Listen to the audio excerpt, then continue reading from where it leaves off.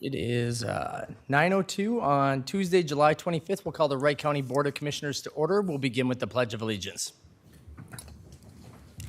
I pledge allegiance to the flag of the United States of America and to the republic for which it stands, one nation, under God, indivisible, with liberty and justice for all. Good morning, everyone. We have a pretty good, robust agenda here today. We'll go right at it. Does anybody have any questions or modifications to the July 11th minutes? Otherwise, I'll entertain a motion. Mr. Chair, I'll make a motion to approve those minutes. All right, motion by Commissioner Catchmark, I'll second that. second by Commissioner Dietrich. Any further discussion? Hearing none, all in favor say aye. Aye. Opposed, same sign. All right, the second item would be approve the minutes from the Committee of the Whole for the Cannabis Regulation Law Enforcement Service Contract. Mr. Chair, I'll make that motion. All right, motion by Commissioner Dietrich, Second. second by Commissioner Shane. Any further discussion? Hearing none, all in favor say aye. Aye. Opposed, same sign. Minutes are approved unanimously. Today's agenda, is there anything that needs to be added to today's agenda or modified? Mr. Chair, I'd like to pull under administration number 1. Okay, so on the consent agenda, so we're just doing the regular agenda first Yeah, here, so. regular agenda. Yep, so, okay. Okay. Then with that, motion to approve the agenda as presented. I'll make that motion, Mr. Chair. All right, motion by Commissioner Catchmark, I'll second. Oh, go ahead. second by Commissioner Shane. Any further discussion? Hearing none, all in favor, say aye. Aye. Opposed, same sign. Motion passes unanimously. Consent agenda, administration A1, Commissioner Holland would like to remove, is that correct? Yes, I'd like to put it on the regular agenda. All right, pulling for discussion, item A1. Other items that from the consent agenda. Mr. Mr. Chair. Oh. Mr. Chair, whoever you want to call on first. Okay, Commissioner Catchmark? Thank you, Mr. Chair. C4, All right. no relation to the chemical agent C4, but Charles, C is in Charles 4 for further discussion, please. Okay, and that would be under finance, taxpayers, that would be C4 is pulled, then we are, Commissioner Dietrich. Mr. Chair, I'd like under E, 4, and 5, they'll just be together. I'd like to have further discussion on that, please. All right, and then Commissioner Dietrich would like to pull items E, 4, and 5 under human resources. Anyone else like to remove anything from the consent agenda? If not, those that remain on the consent agenda, can I get a motion for approval? So moved. Motion by Commissioner Dietrich, I'll second. second by Commissioner Catchmark. Any further discussion? Hearing none, all in favor say aye. Aye. Opposed, same sign. The consent agenda is approved unanimously. Moving on to the first item that was pulled, we would be under item C4, the approval of application for the Clearwater Mr. Chair, Legion Riders, which is the Up the I Creek, think I believe. Commissioner Hollins was first. Oh, I'm sorry, you're right. I A1. forgot A. I forgot to circle that one. We'll go right back to that. So administration A1, thank you, Commissioner Catchmark, for that correction. We have the appointment of Chad Hausman as highway engineer, the 4-year term effective January 22nd, 2024 to April 30th, 2028. If we can bring Mr. Chad Hausman up forward. Mark, or I can speak to that too. If you want to, Mark, otherwise I can as well. You're the boss. Yeah, all right. Well, he defers to me. Just kind of a recap. Board, as you know, we went to the Personnel Committee, I believe it was back in March, and talked about our transition plan for the Highway Department. Knowing Virgil had announced that he would be retiring in 2024 and wanted to work towards a transition. So we did do a posting for the position and interviewed candidates, myself, Mark, Commissioner Shane, and an HR rep. And Mr. Hausman was selected, and we've negotiated moving forward. So today's item in front of you would be to appoint him effective January of next year upon Virgil's retirement to move forward as our county highway engineer. So Very nice, stand for Commissioner any Holland. questions. Commissioner Holland? No, thank you, Chair. I just wanted to acknowledge that this is a big deal, and I wanted it so for our constituents and for the staff in the highway department and for us And especially for Chad to know that, you're going to be running a big department. And so wanted to, just get a clear understanding of how the process worked, and then, know that we're behind you. So I just thought this is a good way to go about it, and if anybody wants to make any comments. Chad, I will say that I've been fortunate enough over the past 7 years get to work with you on a number of projects. You are the best man for the job. I am very happy that you're going to be taking over this role. Virgil was a one of a kind. He has big shoes for you to fill, but Chad, I think you can do it. I'm very honored to bestow the title of highway engineer on you come the first of the year. Thank you. Yeah, Mr. Chair, I'd just like to say congratulations. I think we're lucky to have you in that position. thank you. Well, Mr. Chair and members of the board, a little bit about Chad. He has 26 years of professional engineering experience, and 24 years of that is supervisory experience. So to get somebody to land in our, and he only looks like he's 20. Come on. So we'll have a much more stressful job, age him up a little bit. But we are fortunate to be able to keep Chad and get him into our county engineer. And I'd like to thank Virgil for his years of service here at the county. Virgil's done a great job as a department head of the highway department. Chad has big shoes to fill.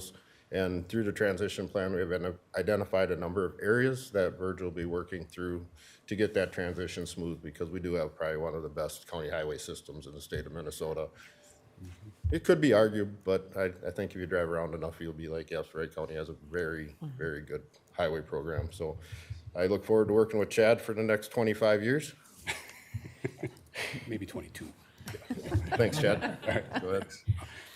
I'll just keep it short, but I want to thank the administration and for the working hard on a transition plan that I think worked well here, and hopefully can be a model for other departments where appropriate. And I don't take the position lightly. I realize the work that went into it and the work that needs to be done, and continue what we've been doing, and look forward to working with the board for a long time. Appreciate it. Thank you. Thank you, Chad. Thank you. And I do have to say that your name tags are mixed up, and I just can't stop looking at that. Did you notice that? Sorry.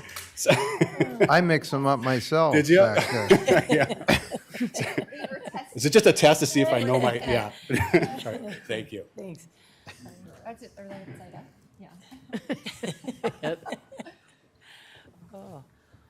Then I'll make the motion that we appoint Chad Hussman as the highway engineer, 4-year term effective January 22nd, 2024 to April 30th, 2028. Motion by Commissioner Holland, Second. second by Commissioner Shane. Any further discussion? Hearing none. All in favor, say aye. Aye. Opposed, same sign.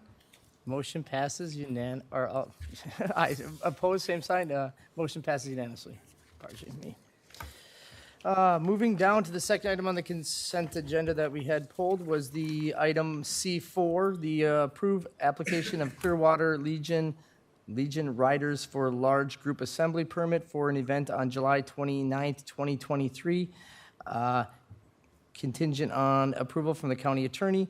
It was the Up the Creek Street Dance, I believe was the name on the application as well. I think it was a little bit misleading on the item. Commissioner Ketchmark. Thank you, Mr. Chair. So I reviewed the application, the other paperwork here that we got, and I draw attention to the application for large group assembly permit first, where there's 1 through 9 that what the applicant agrees to, and I didn't see much for supporting documents for these conditions, so I started asking the staff, and I got some of that supporting information as of this morning. There's still some outstanding things that I like to draw attention to that I don't think have been satisfied. There might be a plan, but we just don't have it here. The first thing would be item 2, take all the necessary precautions to ensure that noise does not carry unreasonably beyond the permitted premises. Is there somebody maybe from up the creek that can speak to that here, or They probably have more information than the staff. Oh, good morning. Good morning. Just point of order, could you just identify yourself and maybe Yeah. spell your name for the minute taker, Jen please? Doherty. Doherty. Thank you. And you're owner operator of Up the Creek? Correct. Okay. So this will be a live band, is that right? Correct. Okay. So I read off number 2, and you probably read it over too when you signed it, but could you share if there's something on hours or noise or something that was considered on that item 2? When we had gone in front of the county about our daily music that we were discussing, everybody that was against that was for the street dance, including the neighbors. The stage that we have rented is it's only open on the front side. It's got sides and a back and a roof on it to help with the sound of the travel of the sound. It is on our property, not years and years ago. It used to be in the street, but it's actually now on our property with the back to the neighbors. So open facing towards the bar. And I know on that weekend event deal that there was a restriction where you weren't allowed to have amplified music, but this deal, you're gonna have amplified music, right? Correct. Okay. What is the music hours from? 4 p.m. to, which is just like a little 2-person, and then the main band would be 9 to 1 I think they have 3 breaks, totaling almost an hour that they break for.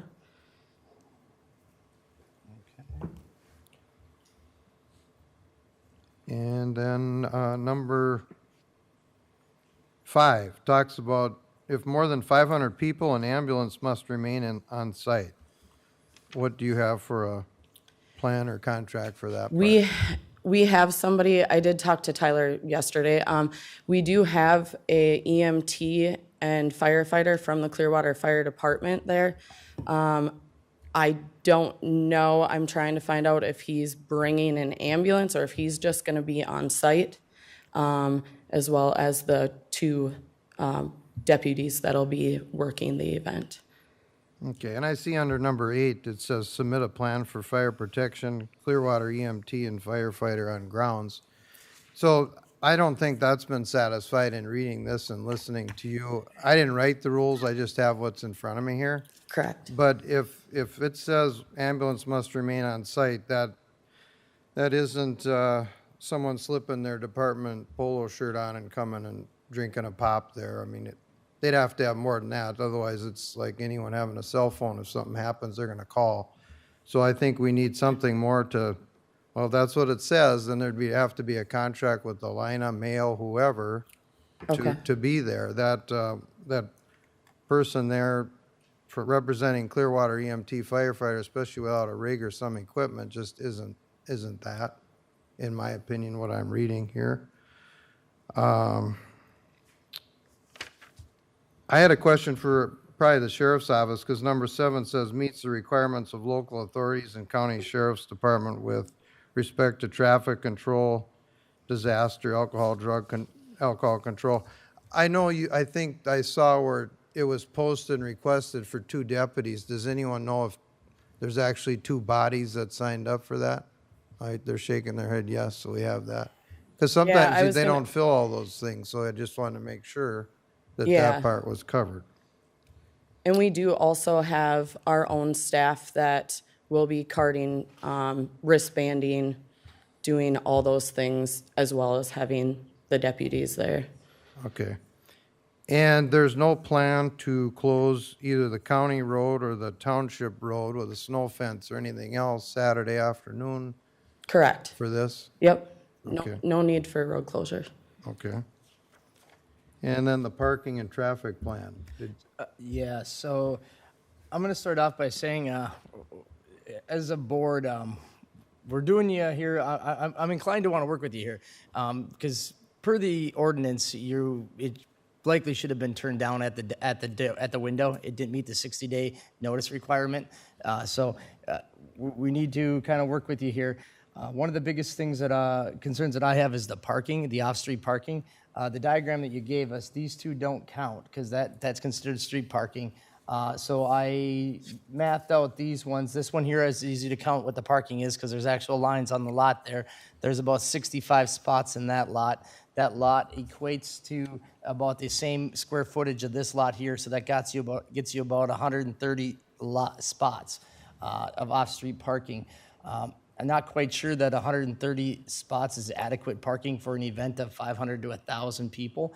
So I guess what I would state, and I'm going to ask that the board would delegate the authority to the board chair to sign this permit at a later date with the collected information, i.e. that Commissioner Catchmark is requiring, as well as the additional parking that would be necessary. And then I also have a concern about the contract hours with the sheriff's office is from 9 to 1. The music ends at 1. I think you have to have deputies there to clear it out. I don't think it's always in the best situation to have the deputies walk out the minute the music's done. I think that contract needs to be extended beyond that. But open to board's discussions on feelings about that. And also, I think it would be better off of closing the music maybe a little bit at 12:30 versus 1 a.m. Last call and closing music at the time is usually not a good time to get crowds to disperse in a timely fashion. I think that's a reasonable expectation. So I guess what I would be with that, I'd be looking to get a diagram of the parking locations with additional off-street parking other than what they produced here, a contract for EMS/ambulance services that they could produce at a later date, a copy of the sheriff's contract for 2 deputies with a time of either 8 or 9 p.m. to 2 a.m., I would guess, or if they're gonna have last call at 1, give or take, or at least 1:30 a.m., or maybe it's 8:30 to 1:30. Mr. Chair, just a little on that. I know these deputies, they don't come cheap. If they're like 85 an hour, that's 170 for an extra hour. So I think you should consider, you could keep them till 1 in the morning, but you could shut your music off and your last call at midnight or something like that, so you don't have to pay for more deputies, because you're not going to make much money after last call because you're not Right. selling tickets or selling beer.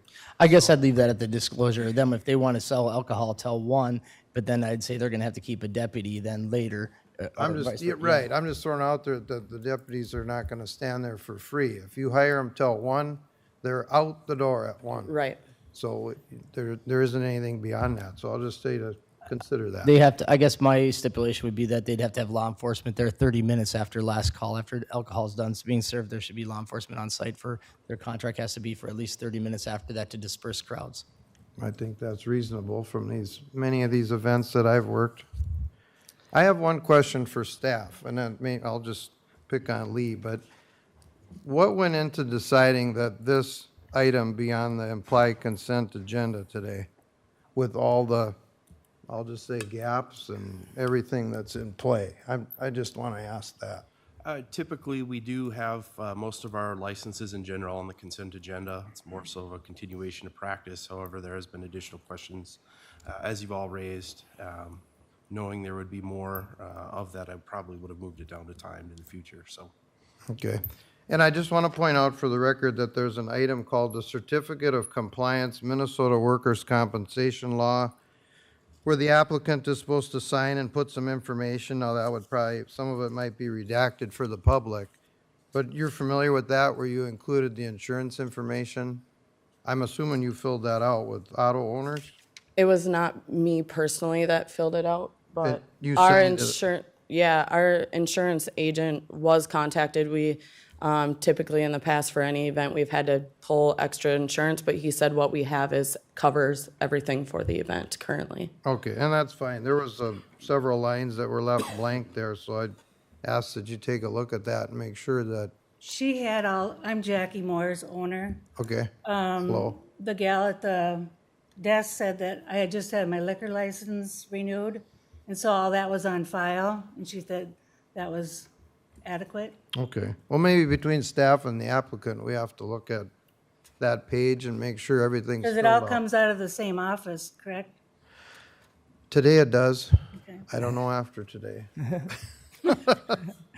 Okay, that's all I had, Mr. Chair. So the other parts then that I need would be a diagram of where food, music, and beverages will be served and or performed, and then a written out basically what times their music will be played till, with a closing time of music needing to end at 12:30 p.m. That would be a stipulation that would have to be on the permit. That would be noted as well. And then, no street closures without permit from the local road authority, which is basically just notifying you that if you are closing any roads, we're going to be looking to make sure that you have a permit from the road authority for doing such. But with that, a great event. Want to work with you. But I also have to be careful because we're way outside of the ordinance in some of the areas here. We're taking this application this late in the game. It sets a dangerous precedence. I would say that if you came next year outside of the 60 days, probably not going to fare well for you. So I want to make sure that next year you guys. I know there's a lot that goes into it. You guys do a great job, and I have a question. If we had less than 500 people there, would we still need the ambulance? so Because that was just a rough number. your application is 500 to 1,000. So 500 was your bare minimum that you had on yours. So that's the side of saying that if you change it to say 200 to 500, I'm venturing to say that it's a pretty well attended event. I mean, there's probably a likely chance that you're going to be well over 500 people there. Fingers crossed. And I don't know. Weather's looking good for you. So I don't know if Tyler had attached the email that I sent with that map. A lady that owns Olson's Campground had messaged us last week and saying that they have a bus that they would shuttle. They would let people park there and they would shuttle. I told her that was on her, not on us, really. But she did say that she's been putting it out there for additional parking, just to throw it out there. if you can produce that, and if you can find some additional parking that's at least kind of within that vicinity there, just because there is a limited amount of parking in that area, and and great that the weather's good, and I know you're going to have a great attendance because you guys do a fantastic job. I just need to make sure that if you can find any of these people with any of these adjacent fields over in here that'll let you put some cars in there. Okay. Just because the on-street parking there gets to be pretty complicated at best. Unfortunately, some of the roads there are pretty narrow as it is. Sure. And with that, if you give some free burgers or something to some area landowners and neighbors, sometimes they'll warm up to you doing that. Right. I've seen that happen. But the other thing we have to look at is nobody's in this building, no one's at township or city on Saturday afternoon. We only have business hours to work this out. If at noon conditions drastically change and the dispatch gets calls of mayhem and anything else, there's nothing we can do till Monday morning, and then our phones start ringing. Right. And none of us want that. So we're trying to, that's not going to look good for up the creek either. So that's why we really have to nail this stuff down during business hours. But I'm glad you showed up and showed interest today. Otherwise, it's all guess and speculation up here. So I thank you for taking the time, and you got a few days to come up with these things. I think we're looking at maybe by Thursday that we get these items. So Yeah, if I can get it by the end of the day on Thursday. And like I said, I applaud the amount of work that you guys are putting into this. I want to work with you on it, but I also have to make sure that I don't set a dangerous precedence in not requiring this information and taking applications outside of ordinance.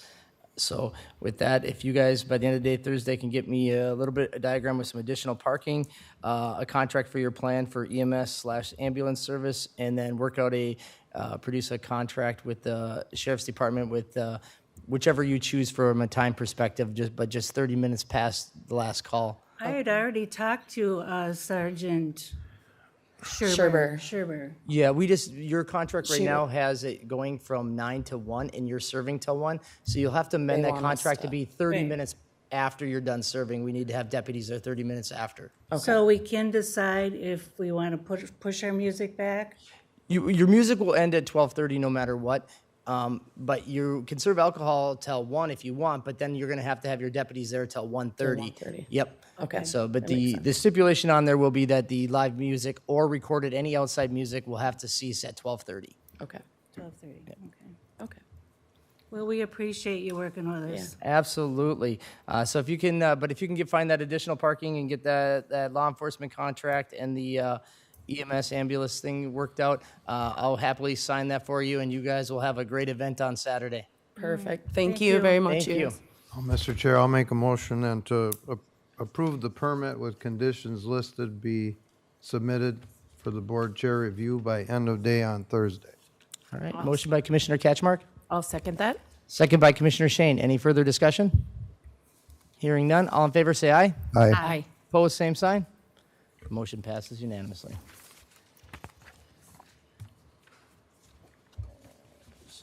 Bear with me here. I set my agenda underneath a bunch of papers. Okay.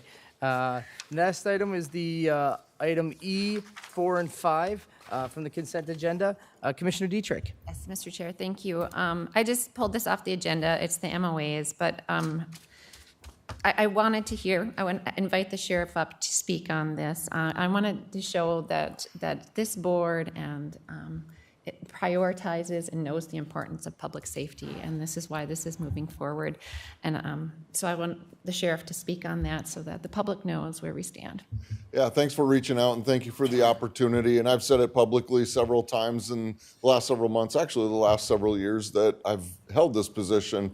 I've always felt very blessed with the county board, and this particular circumstances was really defining, right? It was you, the board, being open and willing to at least hear me out and have the conversation and take that information and then act. And obviously, this is the MOAs with our unions.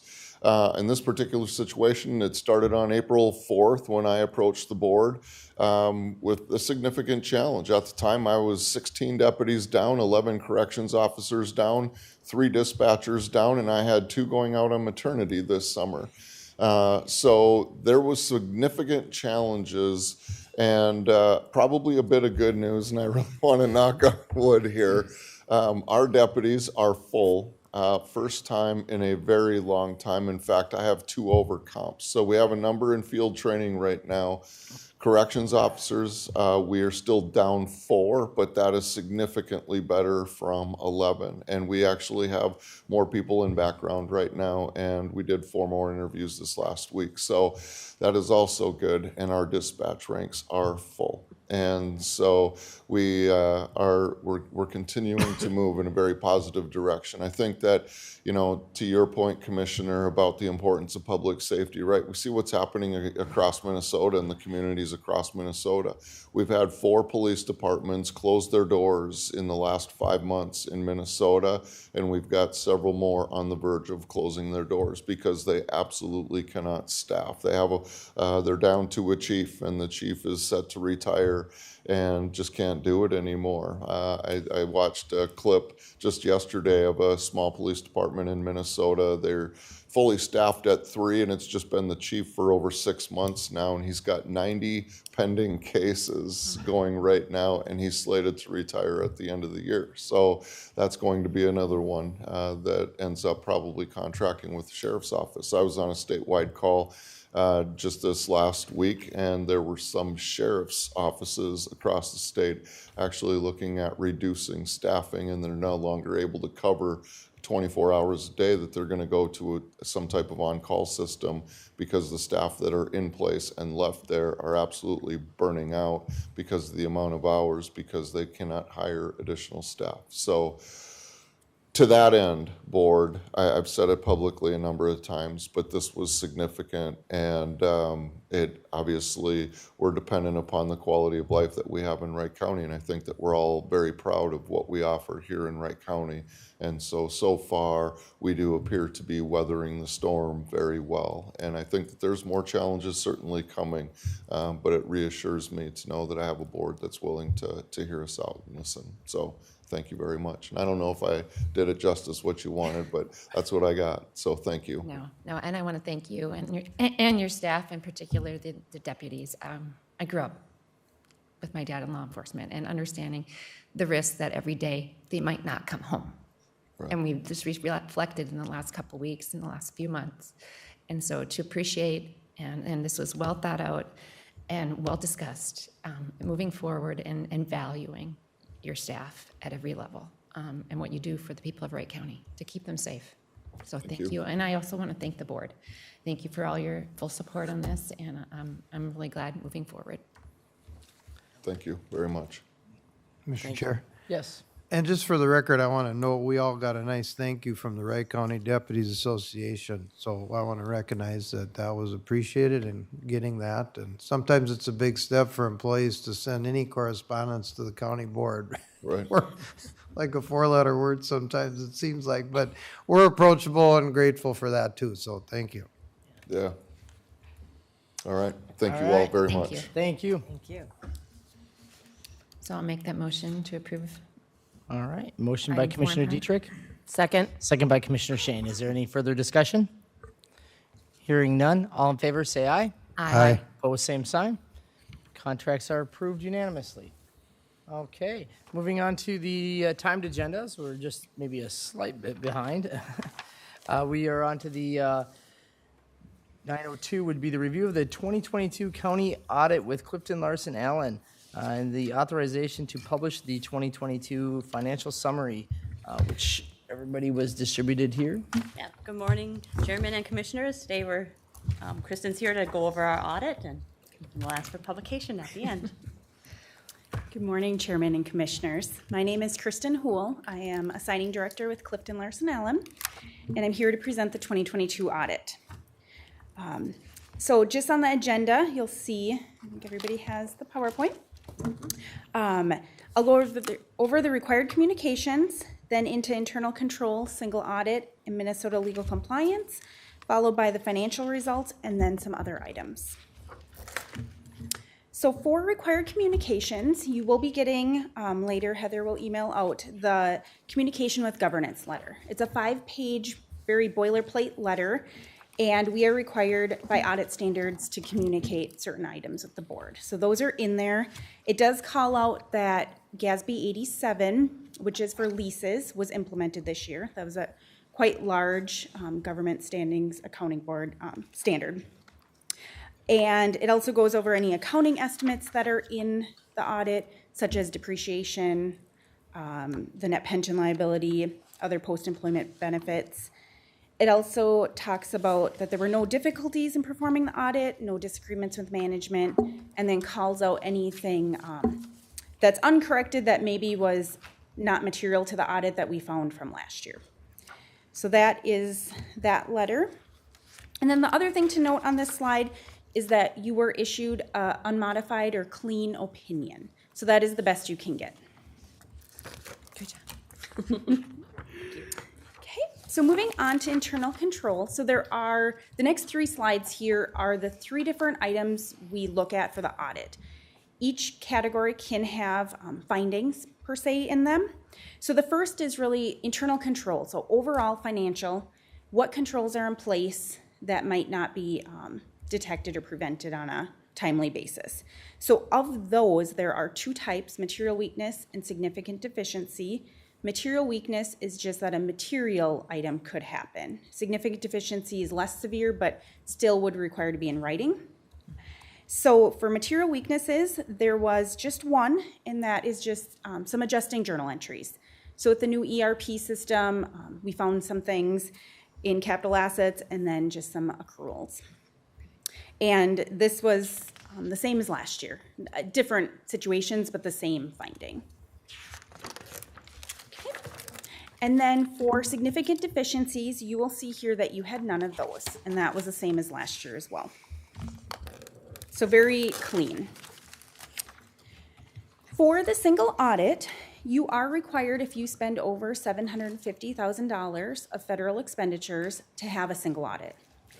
We are required to test 40% of your federal expenditures for the year. So with that, we had to test 3 different programs. They're listed here. The first one is what you know as ARPA.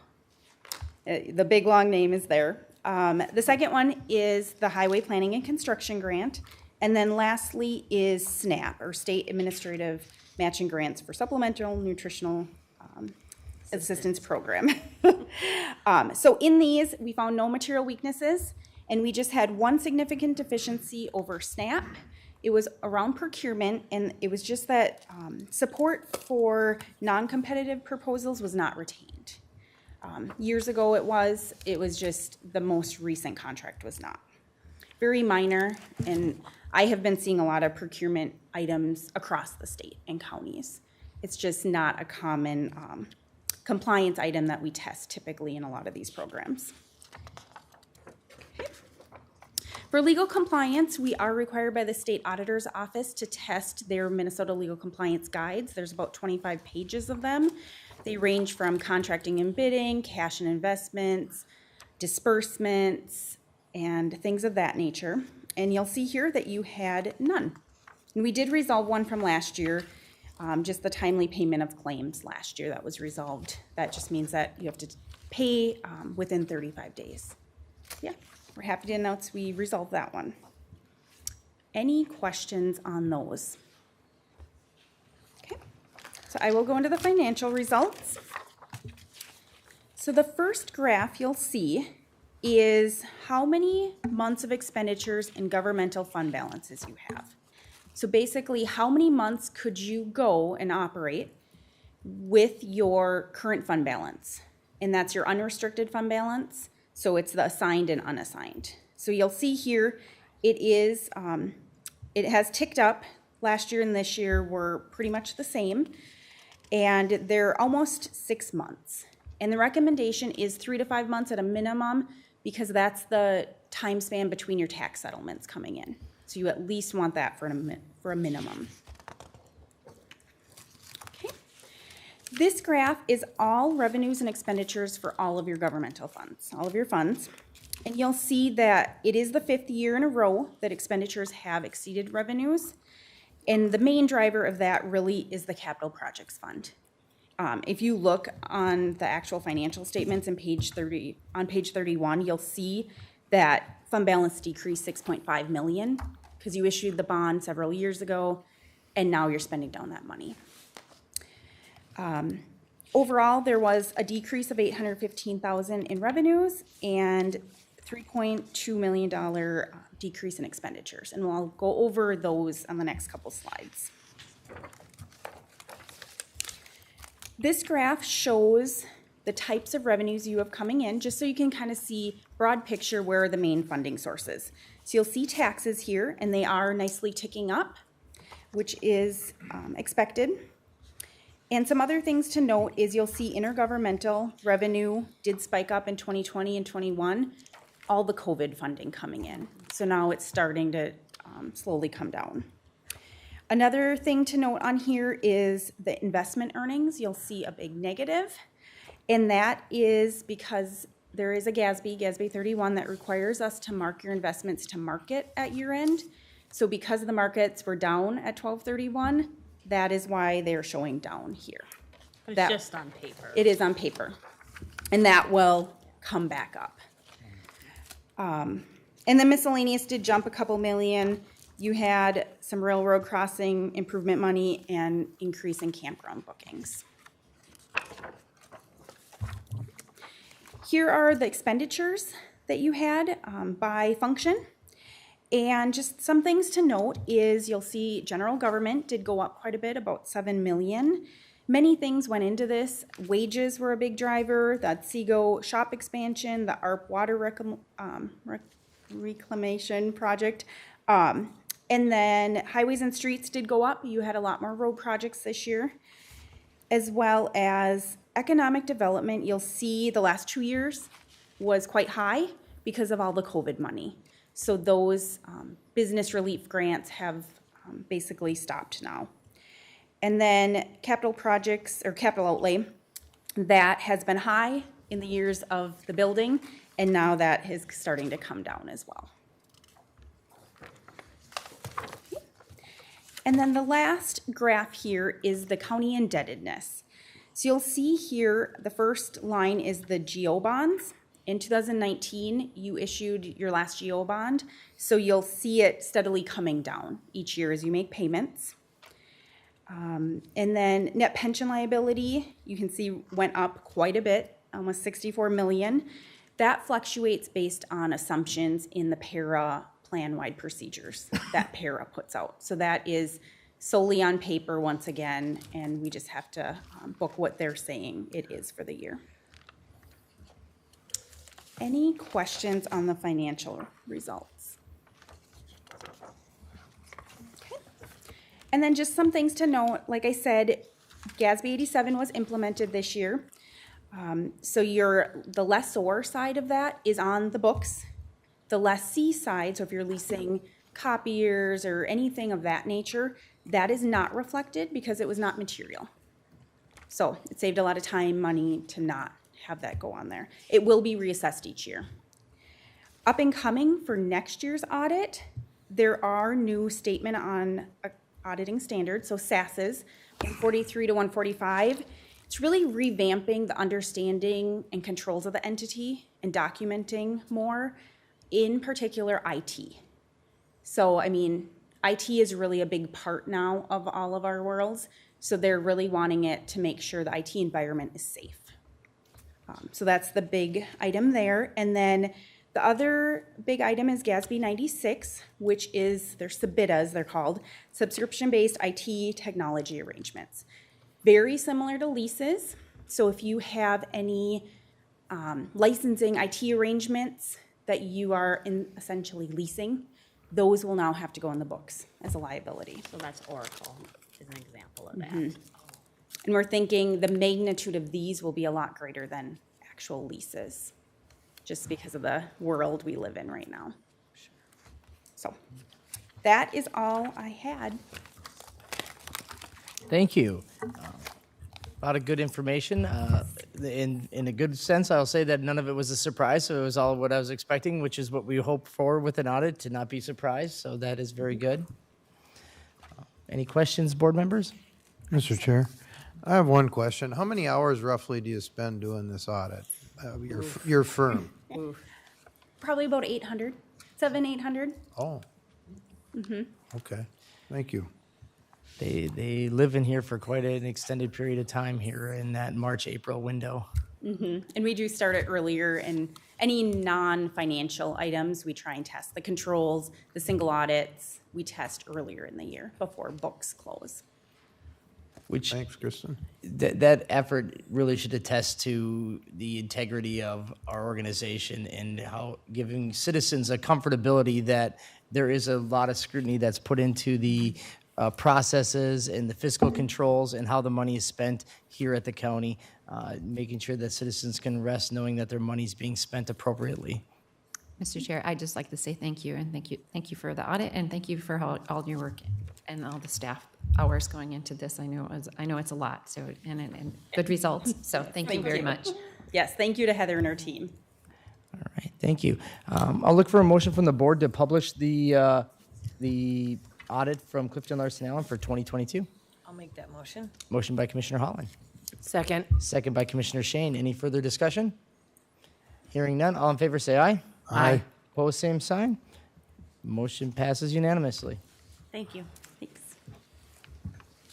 9:22, Ross has been waiting so patiently here to come forward here. Very exciting. Thank you, Mr. Chair, Commissioners. First part on the agenda is staff is requesting approval to enter into agreement with the City of Buffalo to develop an archery range at H. Eagle Roost Park. Just a quick summary of that was we were approached by the City of Buffalo several months ago just with that particular park identified to maybe develop an archery range there. Currently, it's just a kind of a natural park that's set aside for park preserve. And kind of outlined here, staff feels that this archery development would be part kind of under that park preserve umbrella. Most of the development costs are going to be burdened by the City of Buffalo, so they plan on purchasing the archery equipment, the targets, and the Class 5 and everything for the parking lot. Our portion of that, I think, will be probably garbage and a toilet in the future, but and kind of our technical expertise because we've done this before. All right. Is there any questions on this item? Mr. Chair, just a quick comment. This is all kind of in line with the park comp plan and everything that goes with it. So, and it's really nice that you're partnering with the city to add another opportunity for the people of Wright County. Yeah, we partner in a couple different locations for archery ranges, and it works out really well. They're just becoming more and more popular. I do know that the one in Clearwater gets quite a bit of use. So Yes, it does. Very Yeah. popular, so. All right. I'll entertain a motion. I'll make that motion. All right, motion by Commissioner Dietrich, second by Commissioner Holland. Any further discussion? Hearing none, all in favor say aye. Aye. Opposed, same sign. Motion passes unanimously. Excellent, thank you. Second on the agenda would be staff's requesting to accept bids and award contract authorized signatures for the installation of cross-country ski trail lights at Robert Nye Park. Staff went out for bid on this. We received 4 bids back, and SP Electric out of Maple Lake was the lowest bid at $268,995.89. This has already been a CIP approved item. We have approximately, I think, $75,000 set aside from the CIP, 150 in general fund, and another 75 from a grant. So this has been, I think, approved for the last couple of years, and the total lit trail amount would be just under 1.5 miles. And so this is in addition to another project that we have, which is a kind of an ADA improvement, which is on the side of the building, which has already been completed. Both these projects are within the $300,000 budget amount. All right, is there any questions? I'll entertain a motion. I'll make that motion. Second that. All right, motion by Commissioner Shane, second by Commissioner Holland. All in favor say aye. Aye. Opposed, same sign. Motion passes unanimously. Thank you, Ross. All right, thank you. All right, it is 9:49. We got a little bit before our public hearing. I'm going to move down to the items for consideration to schedule a committee of the whole to discuss the Wright County Economic Development Partnership. Looking to schedule this somewhere, thinking right the week of the 8th, 9th of August. What does everyone's calendars look like? 7th, 8th, 9th. 7th, 8th Ninth. look good. Mr. Chair, we have a workshop on the 8th. Could we do it after that, or? We could do it after the workshop and schedule it for, you want to go with like an 11 a.m.? I'd imagine the workshop probably be 2 hours. We should be good. Yeah, I think that would work. We have a few items already have come in, but I think 2 hours would be sufficient. All right. So we will go with a 11 a.m. on August 8th. I'll entertain a motion. I'll make that motion. I'll second. All right. Motion by Commissioner Shane, second by Commissioner Catchmark to schedule a committee of the whole to discuss the Wright County Economic Development Partnership on Tuesday, August 8th at 11 a.m. All right. You want to vote on that? Yeah. All in favor, say aye. Aye. Opposed, same sign. All right, motion passed unanimously. The next one will be the recommendations from the, notes here up on my agenda. From the July 11th Committee of the Whole, the recommendation first item was the cannabis regulation was to present the joint powers agreement to the cities and townships within Wright County to gauge interest in the county support with regulating and enforcing new cannabis legislation. Follow up in 2 to 3 months to determine interest and if a moratorium is necessary. The second item would be the law enforcement service contract, and that was to schedule a committee of the whole for July 26th at 1 o'clock to revisit the language contracts and to get further feedback from cities and townships. The third item was approve the sheriff's office reclassification with the Communications 911 PSAP manager and formally approve the office reclassification of that position. With that, I'll entertain a motion to approve the recommendations from the Committee of the Whole for July 11th. I'll make that motion, Mr. Chair. All right, motion by Commissioner Dietrich, Second. second by Commissioner Shane. Any further discussion? Hearing none, all in favor say aye. Aye. Opposed, same sign. All right, the recommendations from the July 11th Committee of the Whole are approved unanimously. At this time, we have 9 minutes, and I'm going to take a short recess as we work on some communication things to get some people into the meeting before we begin the public hearing for County Ditch 31. So we are recessed here at 9:52. We'll re-adjourn at 10 a.m.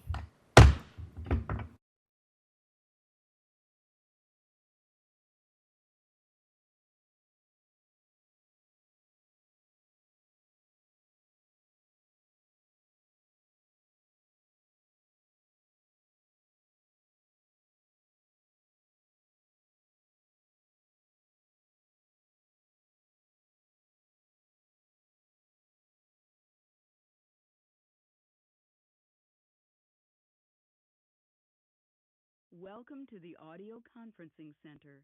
Please enter a conference ID followed by pound.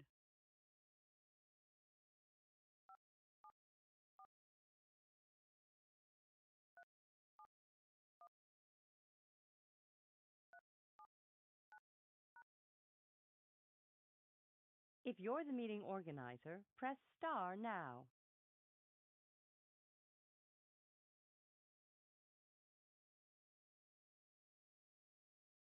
After the tone, please record your name and then press pound. You're now joining the meeting.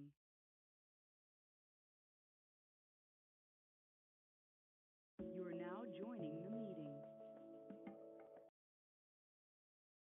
This meeting is being recorded.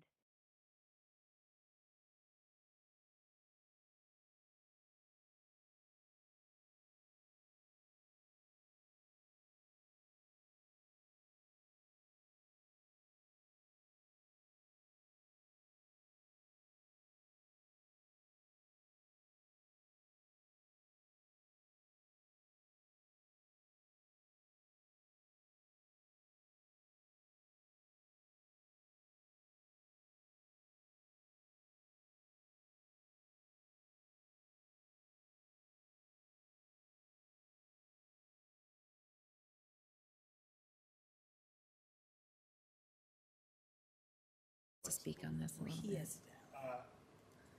Greg, can you hear us? How about now? Can you hear us? Okay. Good. Excellent. Otherwise, I can probably move this or switch with you guys if you want to. Just work this way. Bristol, the season track, That and then wants he's to. the city. Yeah, whatever's easier. Because half of it's in Virginia and half of it's in Tennessee. So we kicked around there. That was fun. And then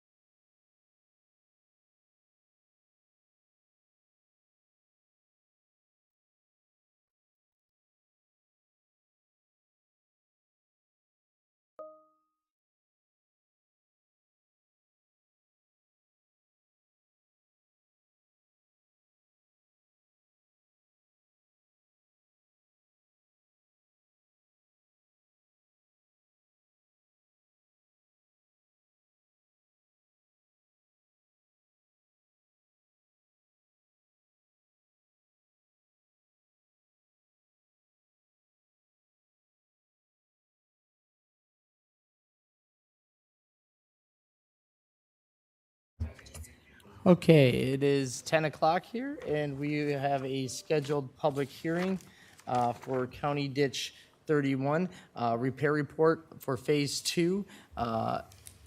This ditch is, the repair report for County Ditch 31 under State Statute 103E.715 on July 25th, 2023, here at 10 a.m. in this room. This is a public hearing on a petition for repair of Wright County Ditch 31 under Section 103E.715, as I just stated. I would like to welcome everyone who has come today. Under the consideration at this hearing is to review and consideration of a petition for repair and an overview of the bids received by the Drainage Authority for Wright County Ditch 31. The purpose of today's hearing is to consider the Phase 2 repairs, which are proposed to start at County State Aid Highway 8 and proceed upstream in a westerly direction to Fillmore Avenue Southwest. No work is scheduled or planned to be conducted west of Fillmore Avenue Southwest. The purpose of this hearing today is to review the engineer's report, to review the bids submitted to the Drainage Authority, and to receive comments from those affected by the drainage system repair. This is an evidentiary proceeding. The proceedings are being recorded in order to preserve a record. The order of business for the hearing will be as follows. First, the drainage coordinator and engineering will present the procedural and legal requirements followed and the engineering statement of work performed on this system-wide repair. The report from the drainage coordinator and the engineer include information on bids submitted and work that is completed under the contract. Following the staff presentation, I will open the public hearing. The board would like to hear your comments on Phase 2 repairs. Drainage Authority is specifically interested in receiving evidence on whether or not the recommended repairs are necessary or the best interest of the affected property owners. Information may be presented regarding the current conditions of the drainage system, the current and historical conditions of any public waters, and whether a repair is in the best interest of the affected property owners. The purpose of this hearing is to also review the bids submitted for the Phase 2 repairs.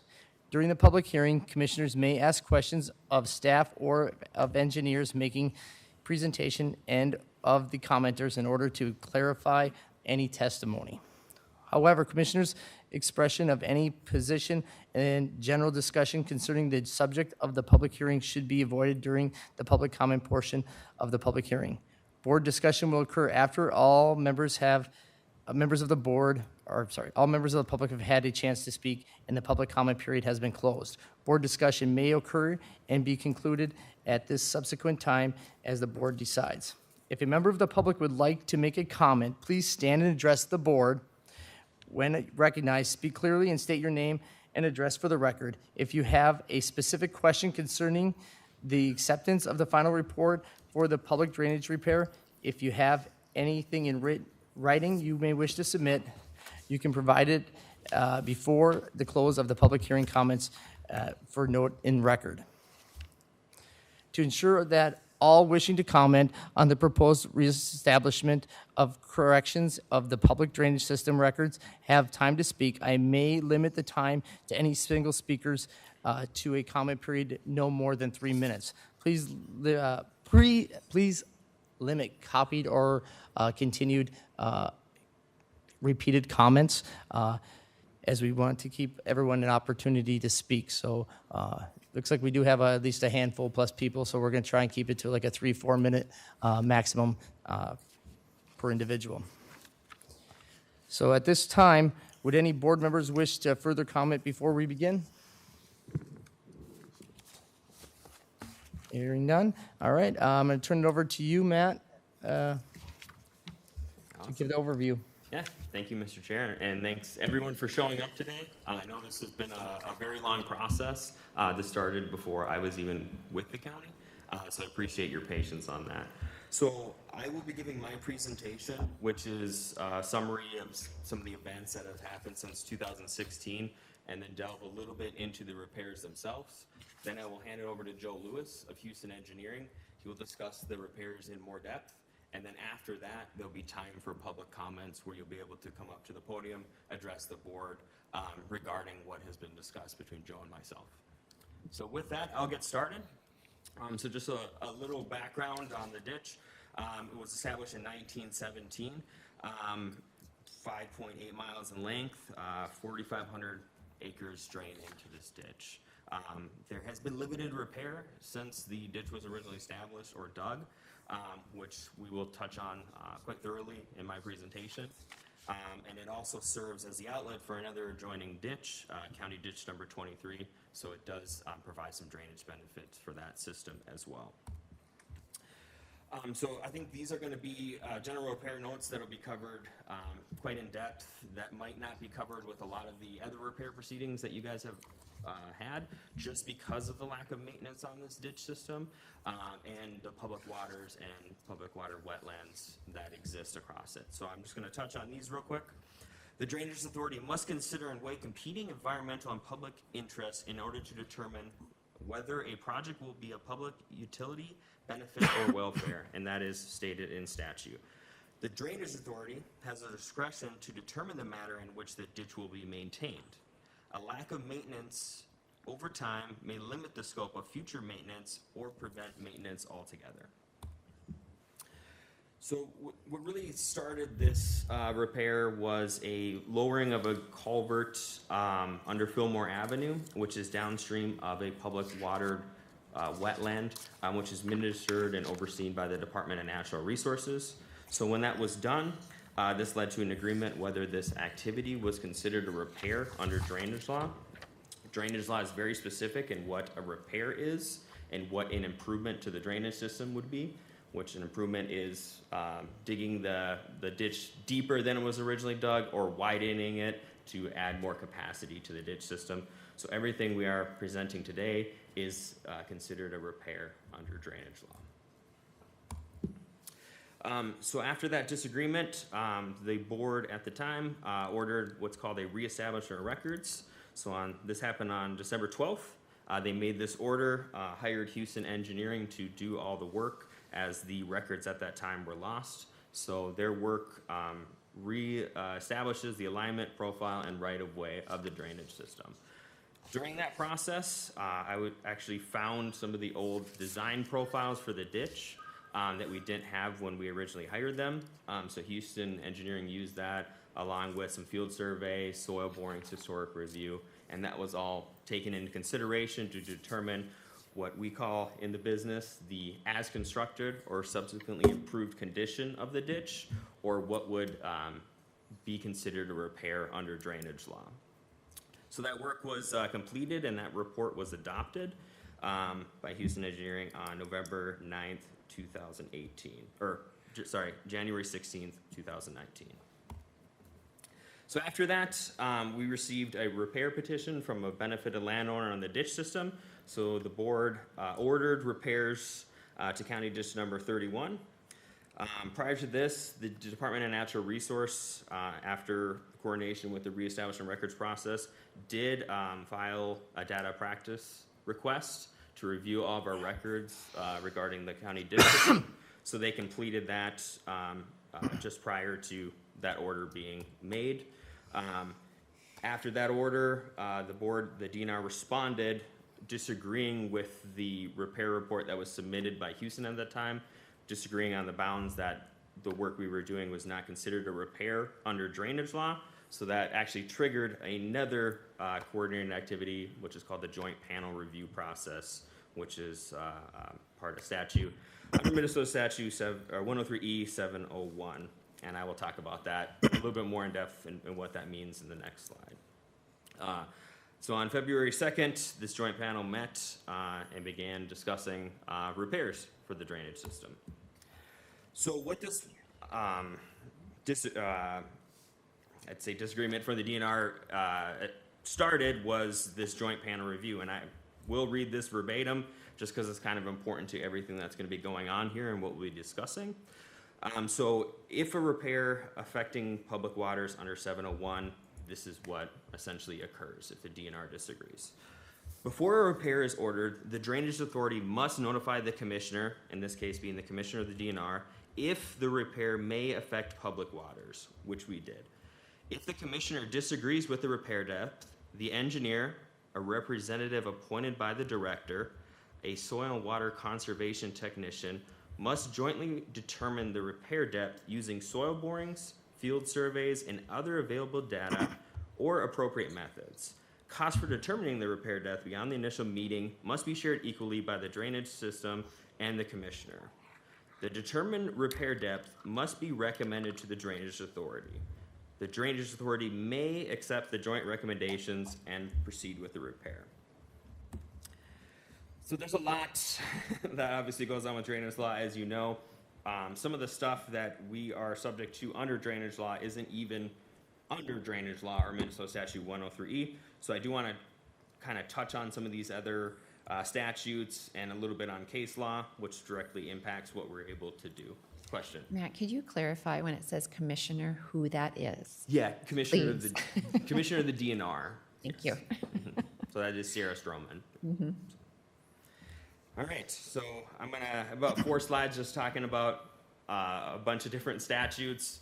Maybe confusing, but you can see the juxtaposition and the somewhat difficult position you as the drainage authority are put in to balance all these competing interests. So repairs affecting public water continued.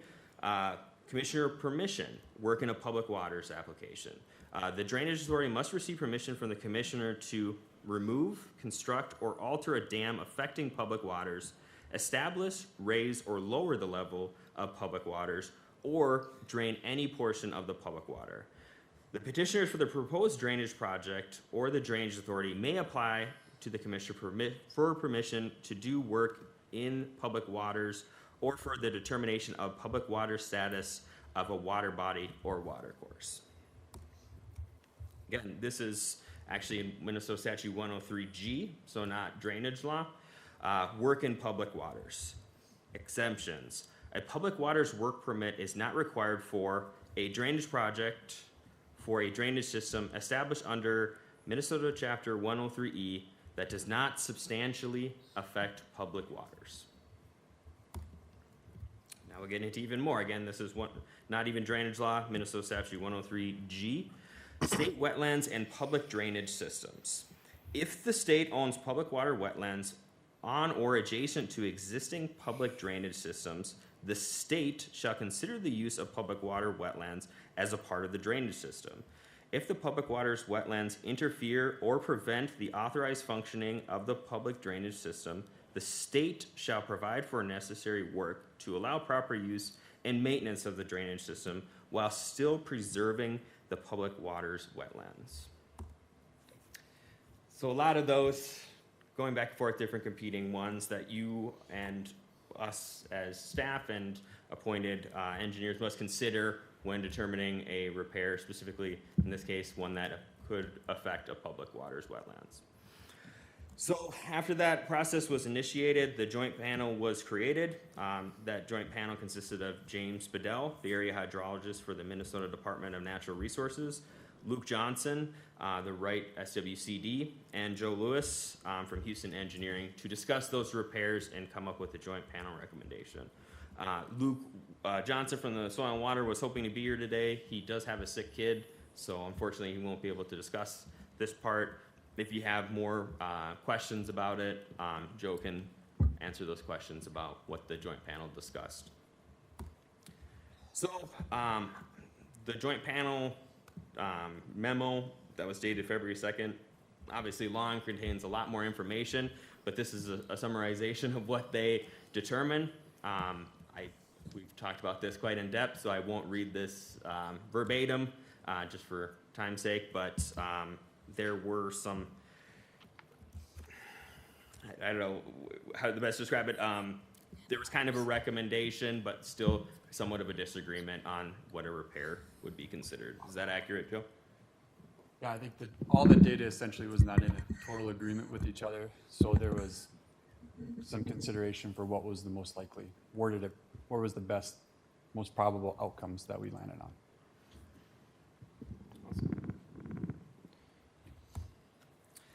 All right, so After this process was completed, Joe and I went back to work to prepare what is the final repair report for this ditch system, what you see today, based off of those recommendations from the joint panel. That was submitted, and an updated repair report was submitted on July 12th of 2021 to discuss this. Obviously, as you saw in the report, there are 4 alternatives, just to make things even more confusing.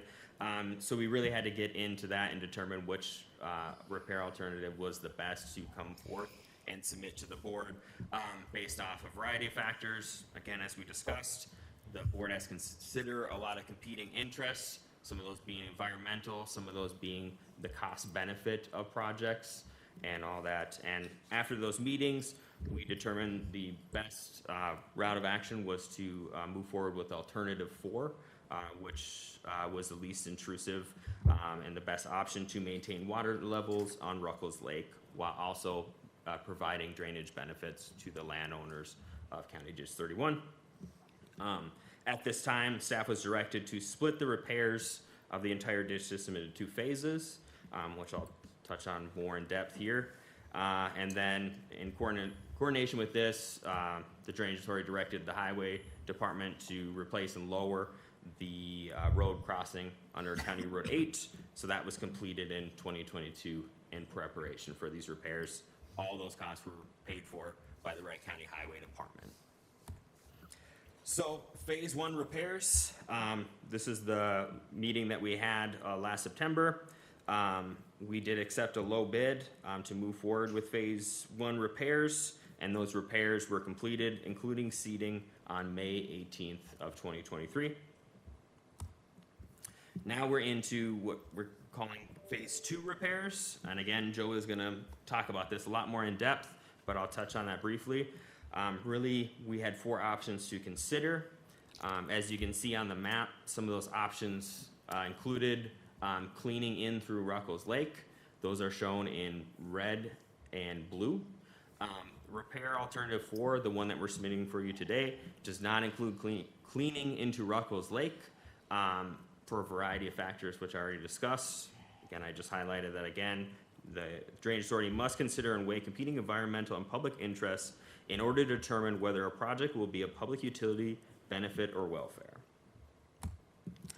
So part of that too is, the basin itself, what we know and what we've learned through the reestablishment records process and through potential repairs. These pictures are showing Ruckles Lake from 1940. The ditch was established in 1917, I believe, yeah. So this is the earliest aerial imagery I have of the basin.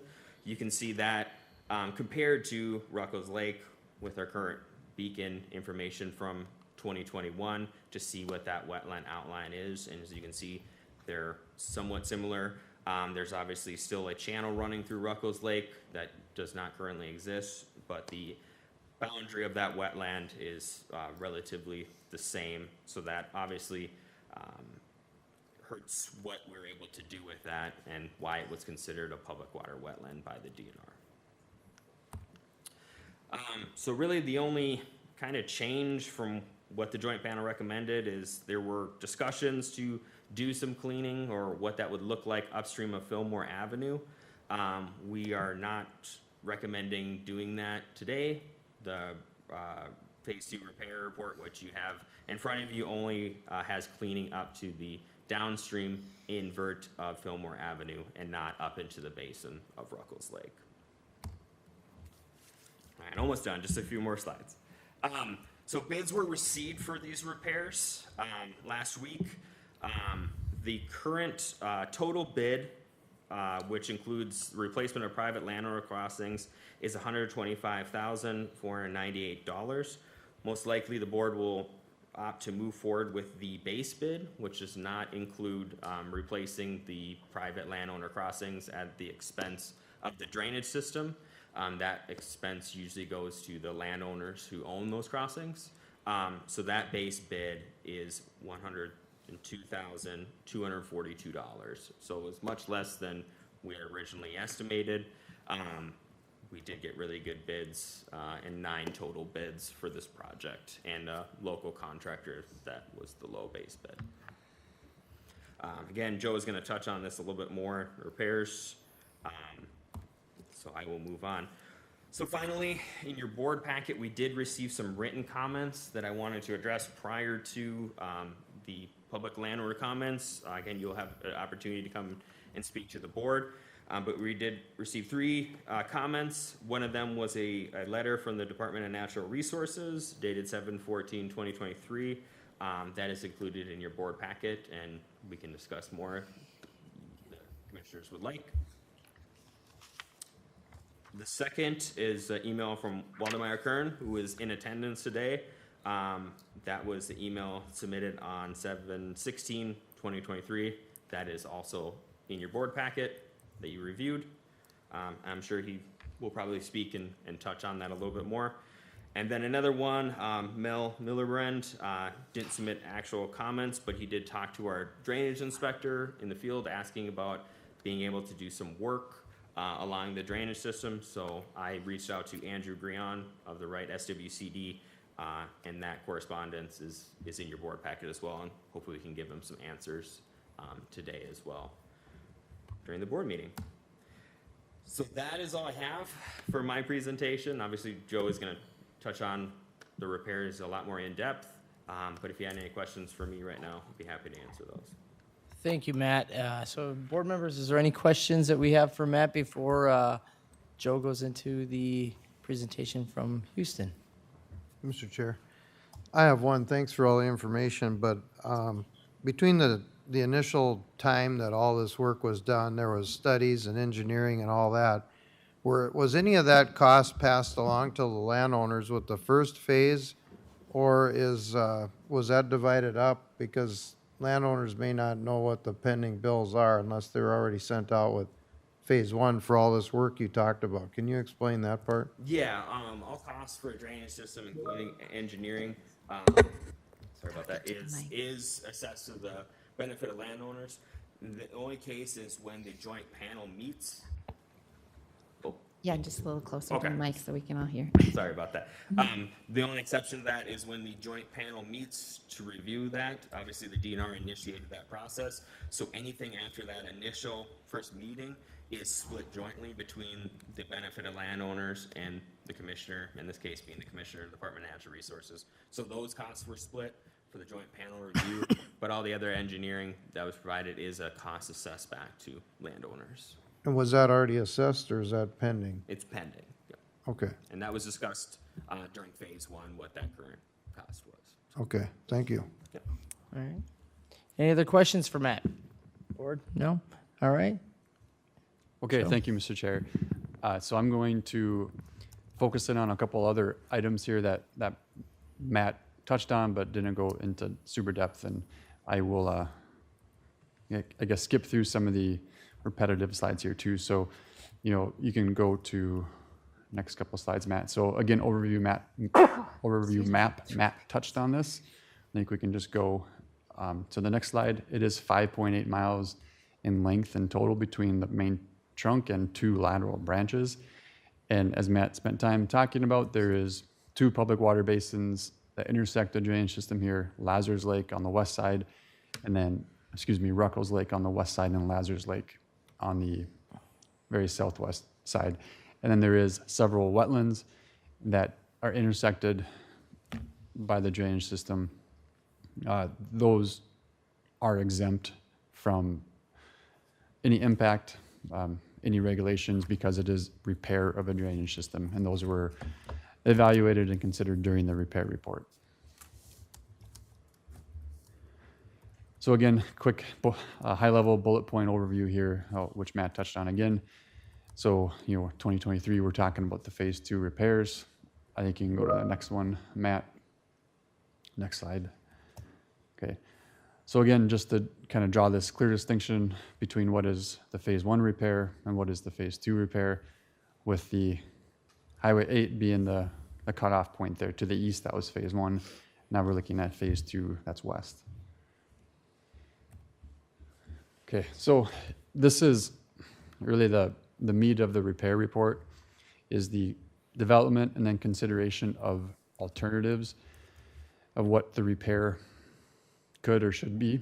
So starting with the first bullet there, that is the full repair, the entire length of the system, 5.8 miles. So every foot of the drainage system would be touched, including through the public water basins. Okay, and that would be to the depth that was established in the record reestablishment proceeding. Alternative 2 is again the same length, so all 5.8 miles of the drainage system, but it has a slightly shallower depth at the outlet of Ruckles Lake that reflects that compromise, so to speak, that the joint review panel arrived at. And that elevation, just to put it into perspective a little bit, is essentially at the current outlet elevation at, well, the current Fillmore Avenue elevation. So both scenario or alternative 1 and 2 would not impact the current structure at Fillmore Avenue on the downstream side of Ruckles. Alternative 3, which we labeled the partial repair. So 3 and 4 here, we start to exclude segments from the repair length.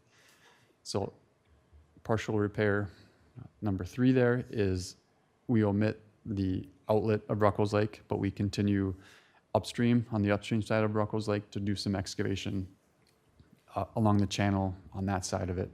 And then number 4, we are stopping at Fillmore Avenue essentially and doing no work upstream of that crossing. And then the next slide just shows the map of that location. Matt had a similar one. So there we're talking alternative 3 is we're not doing that blue segment on the lower half or northern half of Ruckles Lake. Then alternative 4, we're not doing that segment nor the red segment upstream of it.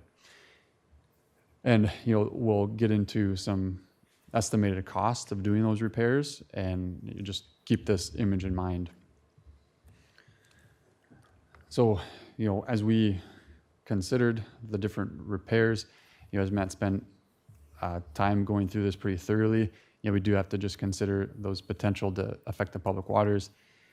So 1 and 2 have that potential. Alternatives 3 and 4 do not have that potential. And really with our recommendations of 4, we see that there's not a chance to affect either public water basin just based on the extent of what we're doing work and the type of work that we're doing. Next slide. Okay, so within the repair report, we did develop an opinion of probable construction costs for each alternative.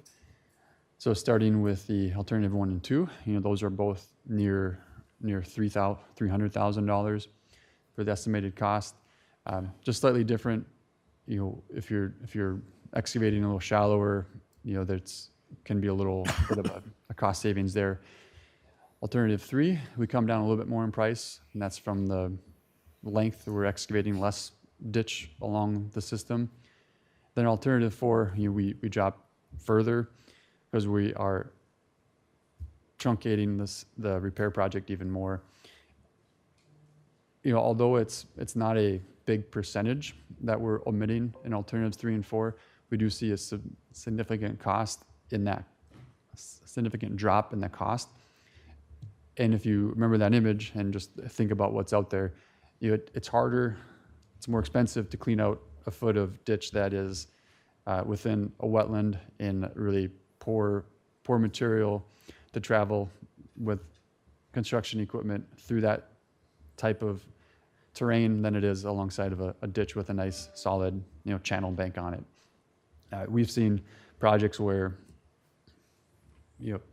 excavation equipment, an excavator is travels on mats, rubber tires cabled together to give them some stability and footing to go out in this kind of terrain. This I think would be pushing the limit for that type of approach. So I think the contractors would be left with a even more specialized equipment option, and that is flotation mats on excavators. So instead of the standard just metal tracks on an excavator, it would actually be replacing those with larger ones, and those are made to float, kind of like a pontoon, so to speak. So those, are less common. They take more effort to mobilize and bring out to a site, and then just it takes longer with that kind of equipment. You're moving slower. So that's the reasoning for the change in the cost when we look at the 4 different options within the repair report. And I'd like to touch on one thing, because obviously, Mike, we had a lot of conversations about these different alternatives. We have never completed an excavation project like this in through a wetland. Obviously, it's somewhat rare in the permitting process, but when we got in discussions with Joe, who has done a lot of these, the life expectancy of a repair in a drainage system is typically anywhere from 10 to 20 years. With his experience, he said it was likely that area through the wetland would need to be excavated every, I don't know, let you. Yeah, I think the challenge is that you're still going to get that wetland vegetation growth that's going to come back even if you're removing some of that material. You just don't have the depth nor velocity to kind of keep that scoured out through this kind of flat conveyance area. So it tends to accumulate sediment or have vegetation regrowth occur pretty quickly. So there's alternatives to, re-excavation. You can do some herbicide treatment to manage that vegetation growth, but you're doing that pretty frequently. And that's done out there. It's not uncommon, but it just would be a reoccurring maintenance cost. Next slide. Yep. Okay, so within the repair report, the recommendation was to proceed with alternative 4. So that is the starting at Fillmore Avenue and working downstream. So the justification for that recommendation was cost, and then also the approximated amount of benefit or drainage restoration that would occur for that additional cost. So there is some lands parallel to the channel between the 2 public water basins and some upland areas that outlet into the system that are certainly impacted by the lack of repair on the system. It is not a real sizable area, so it's really we didn't put exact numbers to things in terms of what is a monetary benefit from doing the repair, but just from a high level, it's certainly less than 100,000 of drainage benefit received from that additional repair cost. And therefore, alternative 4 was really considered the best value and the most practical repair option. So the repair work itself that's within the recommendation consists of a couple things, of that cost that Matt displayed from the contractor bids. There is tree clearing in there, so 3.9 acres is the quantity in the contract. One of the reasons for the good prices received from the contractors was in the tree clearing cost. In phase 1, we saw higher tree clearing costs, so that's a good thing that you had multiple bids that had reasonable tree clearing costs. And then within the channel itself, it's excavating nearly 2.3 miles of ditch. So we're removing sediment that's accumulated in the basin. We're placing it on the channel banks. We're leveling it and seeding it. And then there are the field crossings that Matt mentioned, and those were within the bid alternate. And then within the base bid or the main project bid, there was also the installation of side inlet pipes to control erosion and provide access along the channel ditch, open channel ditch. So those are the main components of the repair project. And then the schedule for completion that's in the contract is to be complete, substantially complete excavation and leveling and perhaps seeding by November 17th of 2023. It could be that the seeding would extend into next spring if its conditions aren't right to seed yet this fall. Okay, so a visual to go along with that. This is from actually the phase 1, so downstream of that Highway 8 culvert crossing. So you can see here that the bottom of the channel has had some sediment scooped out. The overall shape of the channel remains the same. So we're removing that material, placing it on the side, and that gets leveled. On the next slide, you'll see on the left is the material after it's been leveled out, and I don't know if it's been seeded yet in that picture, but there's nothing growing yet anyways. And then I think this picture on the left-hand side again shows that kind of clear zone that we're going to create through the clearing. I don't know if clearing actually occurred in this stretch, but you see that those trees are set back 20, 25 feet from the ditch. So in the future, that the Drainage Authority will have that ability to travel up and down the drainage system channel to inspect and maintain in the future without that clearing work needing to occur. So again, to recap the bids received, our estimate, engineer's estimate, was $151,634 for the base bid, and then $173,734 for the total bid with the replacement of 4 field crossings. And 9 bids were received, like Matt mentioned, and there I list the low bid along with the high bid just to show the range. So there was a couple high outliers there, but so I think that's it for my information, Matt.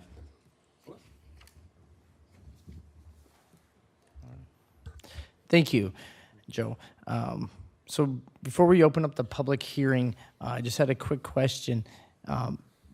So was there ever a discussion with the highway department on that culvert on 8 and the life expectancy? I know you stated in there to talk to the highway department about the lifespan of it and where it's currently at.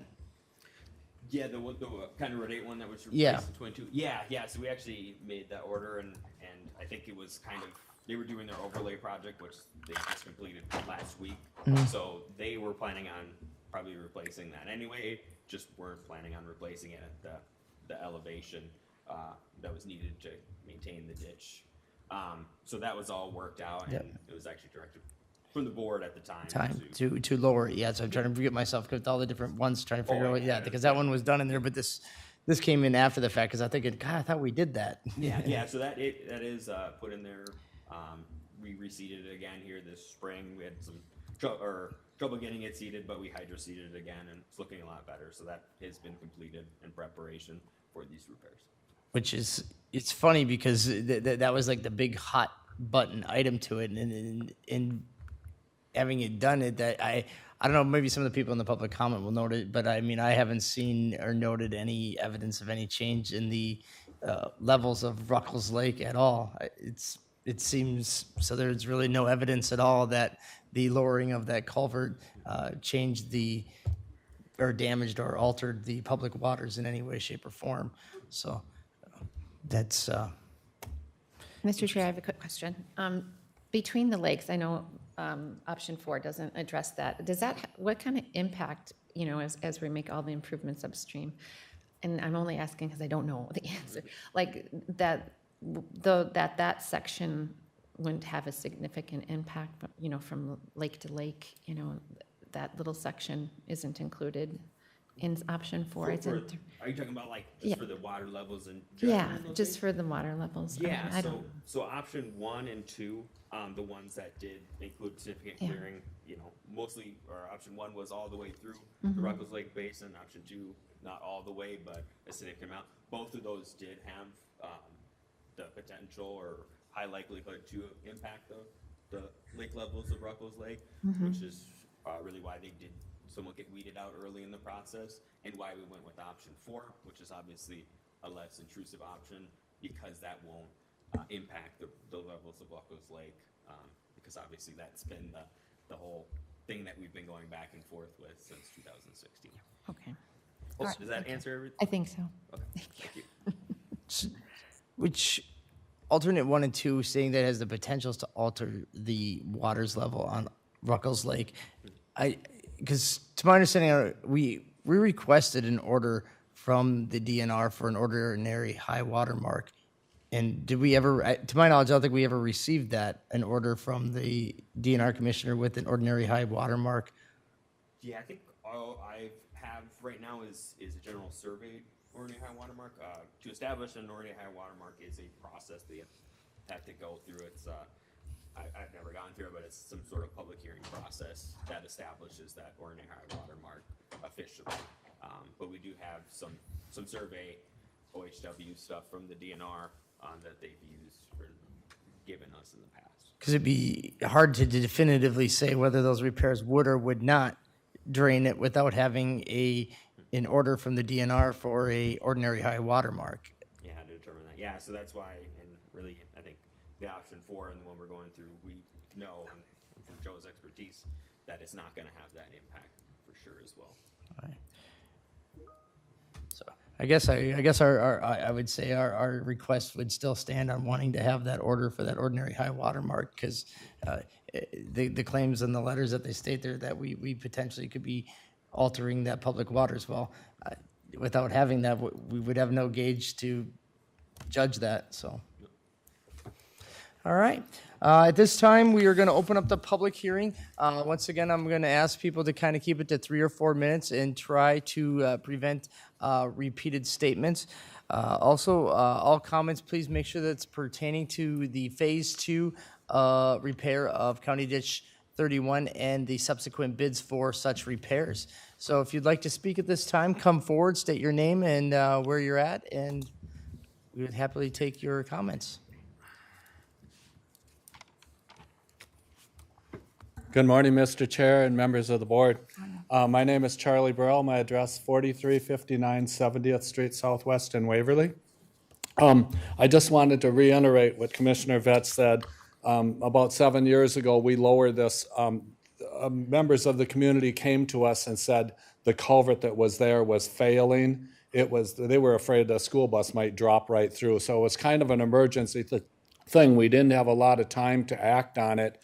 And at that time, though, we did have knowledge of where the culvert belonged, because what happened about probably, I live in the township there, but it was probably, could be 30 years ago, there was a bridge there. It was not a culvert at all. And they removed the bridge. The township put a tube in. Well, instead of going down and doing borings and putting the tube where it belonged, they just laid it on top of the silt. They didn't, because if they would have actually dug it down to where it belonged, the culvert would have probably been under silt. And that's how bad it was at the time.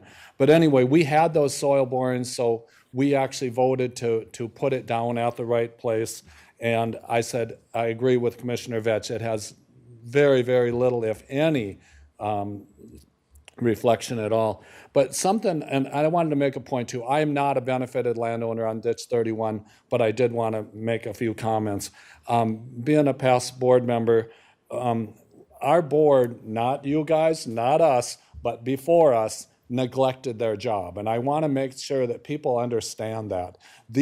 It's not saying we might clean the ditch if we want to, we may clean the ditch. No, you shall maintain those ditches. And now I don't care if the people on this ditch didn't want to pay for it in 1970 or whenever it should have been cleaned, then it should have been abandoned. You either clean it and maintain it, and so the board dropped the ball back then. Otherwise, we would not be having the DNR, right? Am I right, Matt? We wouldn't have the DNR, soil water, or any other entity involved.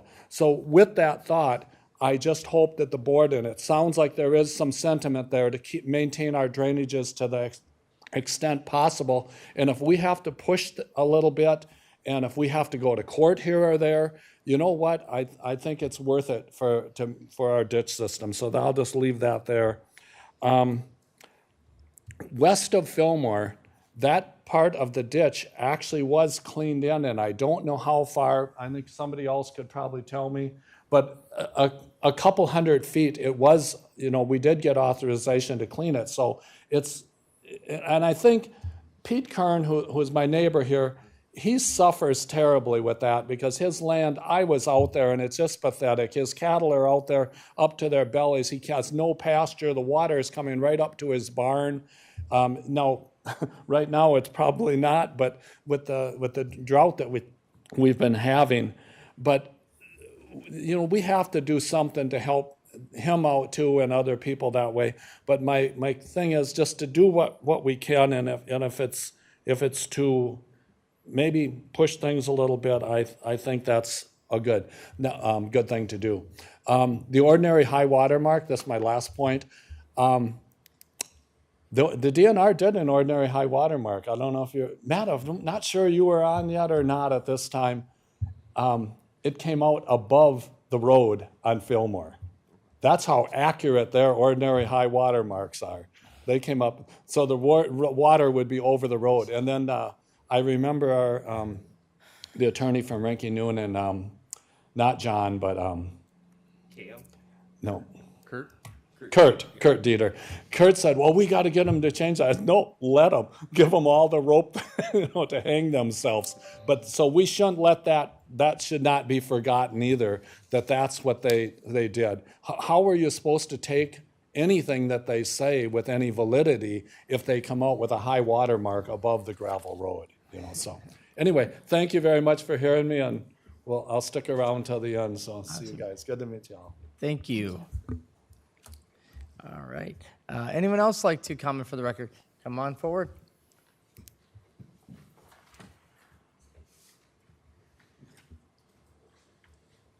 I'm Melvin Milliburn, Dempsey. We met many times. Are you done with phase one altogether? Yeah, phase one. Why?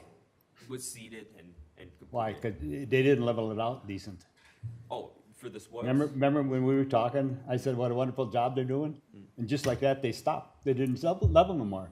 Was that a bad thing to say or what? As far as when we met in the fields, Yes. the day when we were with the contract? Okay. I was there several times. Yeah.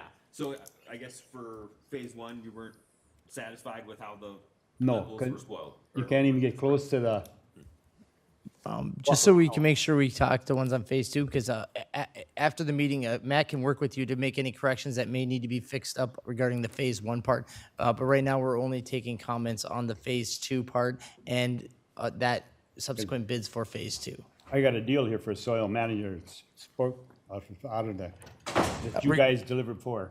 It was supposed to be this first sentence is, soil banks shall be leveled and graded and smooth finished surface suitable for agricultural and traversing with vehicles. Sure, and that's regarding phase one then, correct? Oh, yes, and so Matt, after the meeting, I'm sure you can work with him to find out what needs to be done to fix that part of phase one. All right, so we'll get you taken care of for sure. Anyone else like to comment for the record on the phase two repairs or the subsequent bids for phase two repairs?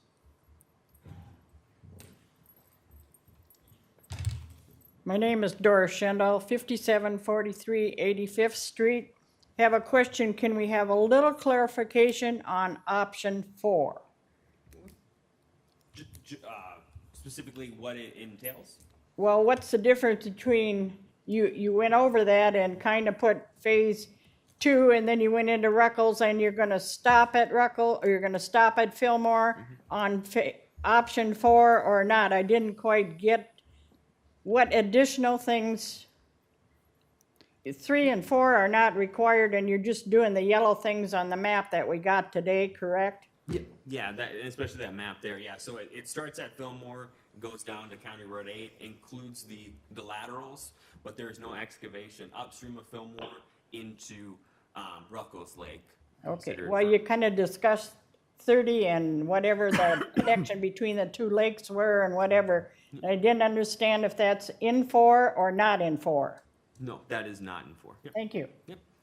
Thank you, Doris. Anyone else like to comment for the record on the phase two repairs or the subsequent bids for phase two? My name is Waldemar Kern. I live at 4955 County Road 30 Southwest. And I got a problem with a lot of this. Number one, Minnesota Statute 103G005, Subdivision 15, that's the definition of public waters. They go through everything that DNR indicated which lakes, wetlands, and water courses over which DNR water has regulatory jurisdiction. And then you read down there, it says public waters. And you go down A, B, and C. Mandarin Lakes, excluding lakes that have been legally drained. And that lake has been, which is Ruckles, has been legally drained. They got it listed as park.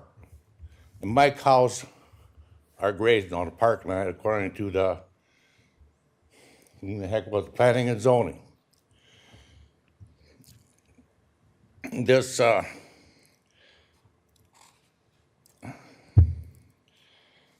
anyhow, I've been out there, lived there for 40-some years. and they closed down. Me and, believe it or not, Gary Deers, we actually helped clean out the ditch with the tractors and stuff, so keep it flowing. Then all of a sudden, now, that ditch and my pasture is public land. Okay, we're supposed to be talking about phase 2, but whatever you do on phase 2 definitely affects me. It fills the pasture up. I started out with 126 acres. And that's what I'm paying taxes on. Now, according to the map, I got 26 acres left, and I got lakeshore property out of my back window, out of my back porch. I don't know where you guys are getting it from, but it says legally, Wright County is supposed to maintain that ditch. I can't abandon any of my ditch unless I give a written record to the Wright County Soil and Water, Ditch Authority, that I'm going to abandon the ditch. But somewhere, all of a sudden, they come around and say, hey, that's our land, that's public waters. They can call it whatever they want, DNR mainly. It is not public waters. I own it and I pay taxes on it. So I've written emails, I got proof to purchase of what Arnold's paid for it to get that ditch clean. And now they're giving it away. That ditch is supposed to go through, not only through, now the neighbors are going to hate me for this, but it's supposed to not only go through Ruckles Lake, and County Road 30 will be under 3 feet of water if they get their way. High water level is, believe it or not, pre-settlement is what they use. And that brings the water level right behind my house. How ridiculous. DNR's job is to keep the ditches, when they first started, their job was to maintain that ditch flow, water flow, farmland, and keep the mosquitoes out. Right now, we got mosquitoes everywhere. Farmland is going down the tubes. And I just can't understand what's going on. Somebody can just come up here and change legal deals, laws that says DNR loses all control over the ditch once it's done. So I just want to get some clarification so I make sure I can understand what your statements. So you're saying that you have concerns that if we move forward with alternate 4, that it will direct additional water onto your land? No, they'll never see it again. I'll have to file another request or lawsuit again to try and get them to this stage. I think because right now they're taking. They keep talking about public land in Ditch 2, in Ditch 3, Ditch 1, affecting public land, and it's not public land. And I'll be back when they go through this again, because I know what they're going to do. They're going to go up to Ditch 31, up to Fillmore Avenue, and then they're going to leave. And I'll have to file another clean-out deal. But they're trying to abandon it, and they can't abandon it, according to the law. Mr. Thank Chair. you. Commissioner Ketchmark. I've talked with Mr. Kern and did some research, and just for the help of the board, I've been out there and seen this from beginning to end as far as the ditch goes. But Mr. Kern would like us to pick the repair that would include all that's on the red arrow here, because he wants that lake drained further. And the way it is now, I'll just call it a choke point, where that blue meets the yellow, that no matter what we do on the east side of Fillmore, you're still going to have that choke point that's going to hold up the water that he thinks should be drained by us through Ruckles. My question is, we have an attorney here, could you define what legally drained means? Because I see the point that there is a ditch that goes right through that lake, which is a legal ditch, which legally drains water. But the point is brought up, legally drained. I'm wondering if we can get a legal definition of that. So for Greg, I believe he's Mr. on. Chair, Commissioner Ketchmark. Sorry, Matt, talking over you there. To be perfectly honest, I haven't done a deep dive into what that definition is in Westlaw and any case law on it, but I think it would incorporate a ditch that actually drained a lake down to, almost nothing, probably is what it would count for. Under this particular situation, we have Ruckles Lake.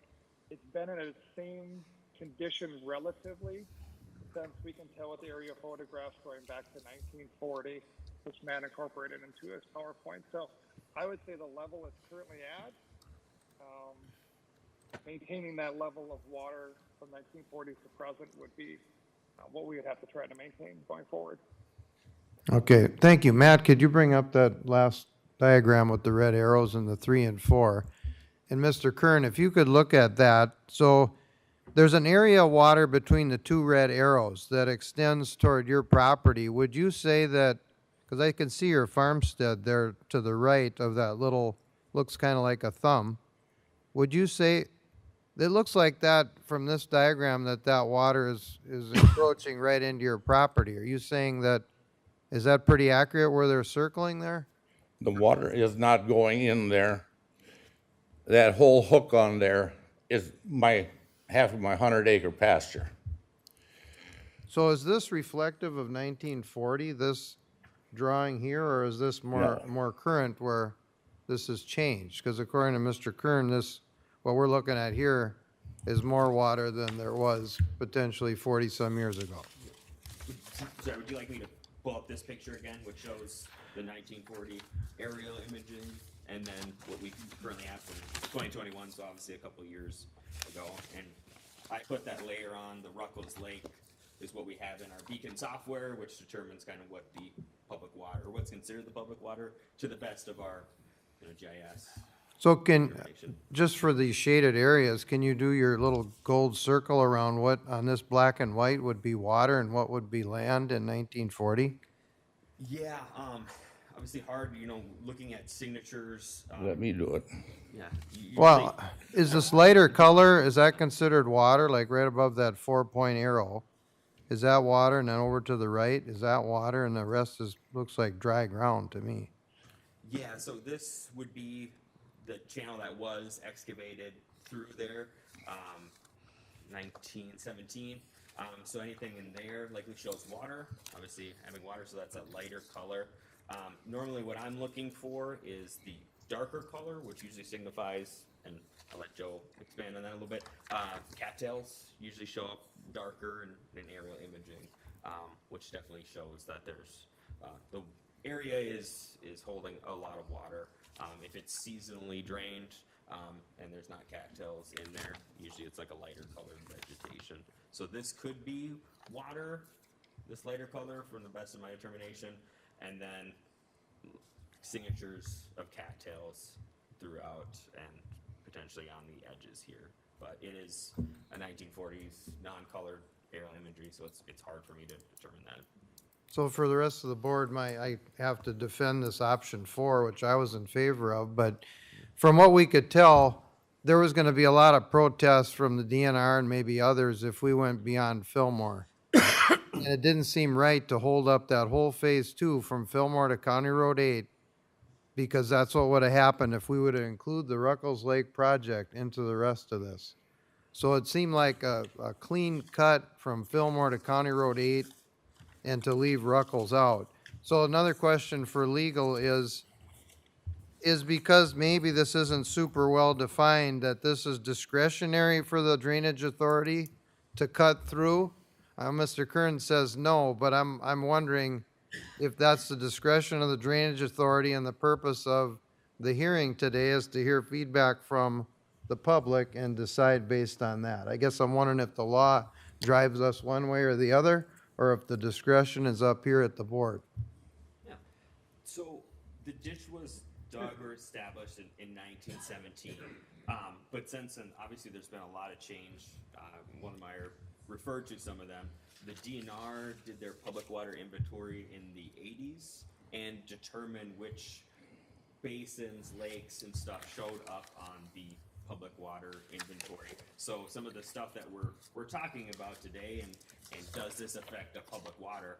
None of that was in drainage law when the ditch was originally established. It was put into drainage law, obviously, much later when we established public waters, which the DNR oversees. So I guess the first question, and I'll let Joe answer this, is from what we found during the reestablishment records process. Again, that includes a lot of field work, soil boring, stuff like that, but also comparison to the original design profiles. So they're just designs, they're not what we call an as-built or a survey after the ditch was dug. A full system repair, or option one, did that ever fully drain Ruckles Lake, from your opinion? Because obviously we have a gap from 1940 to 1917 when the ditch was dug, but just from what you found during your reestablishment records process. Yeah, I'd say our best evidence is the 1940 photo that Matt's showing on the screen right now. You can tell that area is not in a productive agricultural land use in that center portion of it. Just a large flat basin. I doubt that it was ever fully utilized for agriculture. Beyond maybe more than just a pasture in a dry year. But I guess that's my best interpretation of the data that's available and the design information and the photos. Thank you. I think Attorney Kreiser was maybe trying to say something on the legal side. Did you have anything, Greg? Yeah, Mr. Chair, Commissioner Ketchmark. When we're going through this, we do have to be cognizant of the environmental effects of what we're doing and doing a repair of this sort. So I think the Drainage Authority does have some discretion here to limit what it's going to do. Stopping at Fillmore Avenue on the upstream side, I think, is very prudent, wise from a cost-benefit analysis as well, and also from a regulatory standpoint. If you were to go any farther into it, as Joe indicated, just trying to do a repair to Ruckles Lake, just trying to do some vegetation cleaning is going to be extremely expensive, and there's probably not going to be much drainage flow that would come from it, and the vegetation would just grow back in a short amount of time, and we'd be back to square one again. I think at this point in time, the Drainage Authority has before it a good plan of option 4, stopping at Fillmore, and anything beyond that, I think it's within the Drainage Authority's discretion to say we're not going to be doing a repair any further. Thank you. Or we could say we are going to do it, or we could keep the scope of Phase 2 to Fillmore to County Road 8, and we could entertain a Phase 3 in the future to more thoroughly research going through Ruckles Lake. We could do that. Mr. Chair, Commissioner Ketchmark, you could do that. I think if the board directed us to try to do a Phase 3 into Ruckles Lake, we'd have to probably start with an EAW, go through some more permitting, make sure we actually know what the ordinary high water mark level is, because we don't have an order from the DNR commissioner yet. And as former Commissioner Burrell stated, their survey indicates that the ordinary high water mark for Ruckles is currently 3 feet over County Road 30. So clearly the evidence we have on file is not accurate. So an EAW and further study would have to be done before any further repairs could be done in that area if the board wanted to. But if we were directed to go down that road, we of course would do it, but it's not going to be cheap for the benefit of the landowners. Okay. Okay. I'm satisfied to this point. All right. Yep. So we'll go back to the public comment. You have any other, Mr. Curran, any other further comments? Yes, you probably can't see it from there, but that's the little point that's supposed to be. Right now, the DNR has got the water backed up against County Road 30. And as you go down County Road 30 a little further, you'll see the water backed up against County Road 30. The road is collapsing. But what I like to know is, I don't even need this stupid thing drained. I don't want that lake drained. There is an original lake in there that's probably about 2 feet below the muck in there. And that goes down to 20 feet, and it's a big lake, pretty doggone big, but not like that. All I want is keep the people from coming out on my land, hunting on public land that they claim is public land, and DNR's got it listed as public land, off my damn land. I mean, I got cows running around out there in the pasture. That 1940, that's basically what it was before they started drawing fancy circles. That comes from planning and zoning or DNR. The original one is about what right. And as long as they don't block up Ditch 31 and flood that moor, I'm fine. My cows love it in that lowland pasture. But they keep calling it public land, you people. And that is what's really the main thing. All right. With that, thank you. I don't need a drain. I just need my land back. Thank And you. a reasonable taking care of what is there. Thank you, Mr. Curtin. Anyone else like to comment for the record? Anyone else want to comment for the record? One last time. Anyone else like to comment for the record? Hearing none. At this time, I'll close the public hearing. At this time, the conversation is up here amongst the Drainage Authority. At this time, we are looking for directions to choose between alternates 1, 2, 3, and 4, and to direct in a order of on acceptance on the Phase 2 repairs, moving forward with the Ashwell's Company in one of the alternatives 1, 2, 3, or 4. The preferred staff alternative at this time is alternative 4 for the factors that they illustrated earlier. I think through the public comment, it was well articulated that there was comfortability with alternative 4. I think there was some that were interested in some of the other alternatives, although we have concerns at this time due to other factors. So at this time, I would look to the board to direct staffs to prepare an order on acceptance of the Phase 2 repairs and the bids and the alternate bids for alternative 4 with Ashwell Companies for the public drainage system repair and report to continue the matter for the purpose of considering and adopting an order no later than August 15th of 2023. Mr. Chair? Yes. I would support that. A couple other comments. I had a late night call, and this is all I had to write on, but I brought the feedback. So there was, for the record, I just want to note that there was suggestion to have evening meetings for this for people that can work. So we can talk about that for future public hearings on ditches. Another point that was brought up is, and I talked to Matt about this, but the original purpose for ditches was to drain meadows and pastures. Matt confirms that's true. Since then, you could almost say taking advantage, but there's big farmers that are now draining other water that by definition the ditches weren't really designed for. So I think there's room to look at what our process is, and people are supposed to do different things if they're gonna have tile running into the ditch, but we have to follow up and make sure that we're looking to, until it's redefined, that was the intent. Maybe there's some other conditions that we have to address that are already on the books, not to manufacture new ones, but make sure we're following what we have on the books already. So I would, unless there's other discussion, I would make a motion to approve. I can still justify the option 4 as the best.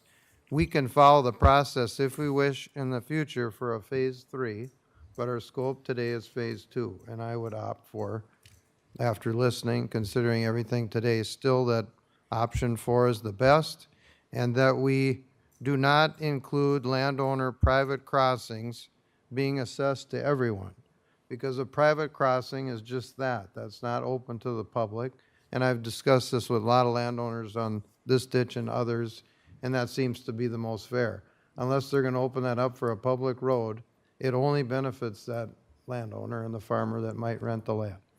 All right, so that is a motion? Yes. All right, so the motion is to direct staff to prepare an order on the acceptance of the Phase 2 repairs and the bid alternates from option 4 at the base bid of $102,242 for Ashwell Companies for the public drainage system repair report, and to continue the matter for the purpose of considering and adopting an order no later than August 15th of 2023. I'll second that. All right, we have a second by Commissioner Holland. Any further discussion? Hearing none. All in favor, say aye. Aye. Opposed, same sign. Motion passes unanimously. Thank you, everyone, for your attendance today. Now back to the regular county board meeting. Due to conflicting meetings that we're already behind on today, I'm going to forego the advisory committee updates at this time, and we will adjourn the county board meeting at 11:10. Thank you.